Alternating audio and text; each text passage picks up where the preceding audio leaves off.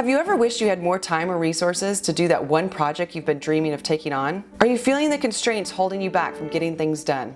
Instead of feeling limited, turn those limitations into advantages. In our last video, we looked at how Basecamp embraced their lack of time and resources to launch an innovative new project management tool, paid for and loyally used by thousands of product and project leaders around the world. Inspired by their ability to use these constraints to their advantage, we're going to dig into an approach to business strategy that will help you or the team you lead embrace your limitations and work within them, not against them. In the description below, you will find a link to a document that outlines this approach.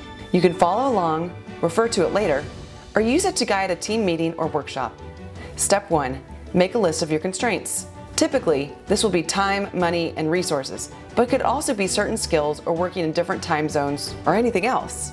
If you aren't sure what your constraints are, make a list of all the excuses for why you haven't succeeded yet. We all love to make excuses and complain, so you've probably already come up with these before without even realizing it. In the case of 37 Signals, the company that developed Basecamp, their two biggest constraints were that their time was taken up by all their client work and that their offices were split between US and Denmark. Step 2. Embrace each constraint. You start to plan your project with the constraints acting as the rules. If money is the worry, don't try to scrape together a budget you can't afford. Instead, accept that you will have to work with what you already have. It will require that you think creatively. If time is a problem, don't set a deadline. Do the work when you can, and it's finished when it's finished. You can set targets, of course, but be flexible. Creating milestones is key here. If you have the opposite time problem, where you need to be finished very soon, then work out how you can get outside help to speed up the process.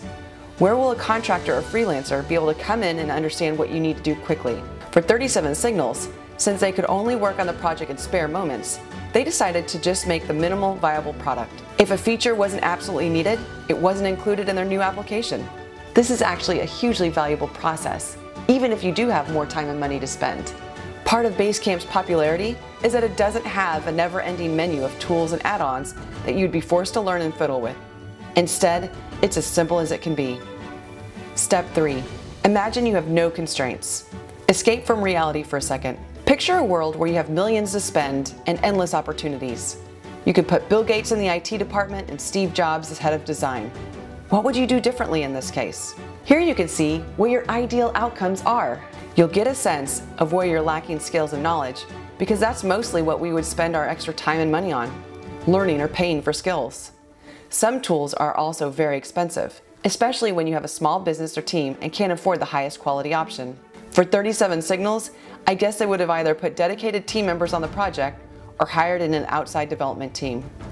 Perhaps there were some features they considered, but they cut out due to their time constraints. Step 4. Compare the plans with constraints and without. This is where you can get really creative with problem solving. By comparing the fantasy and the reality, you may come up with a solution that balances the two. We often approach problems from extremes, maximums or minimums. We are often desperate to avoid failure and obsessed to be the absolute best. But success is found in the balance between the two. So if you compare your plans, you'll probably spot some middle ground that you may have missed otherwise. For 37 Signals, they might have realized something slightly different. In hindsight, the fact that they were building a project management tool with minimal resources probably made them understand the needs of that tool incredibly well.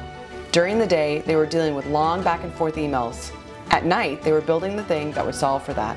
The constraint of time meant that they were deep in the problem, knowing what to solve for, and they didn't go into the weeds of the nice-to-haves and focused on the must-haves. What we need to realize is that limitations doesn't have to be a negative thing. Working to a set of rules can give you real focus and often boost our creativity rather than limiting it. So if you're looking at a project and thinking, I don't have time or resources, well, be grateful, because that's often the best place to start. Thanks for watching, and don't forget to download the worksheet below. Thank you for checking out Start Within. Like this video if you found it interesting. Each week, we release videos focusing on the newest technology and innovation companies are launching. We then go into some of the mindsets, tips, and solutions these companies employ to enable you to go out and launch new things right where you are. Don't forget to subscribe, and thank you for your support.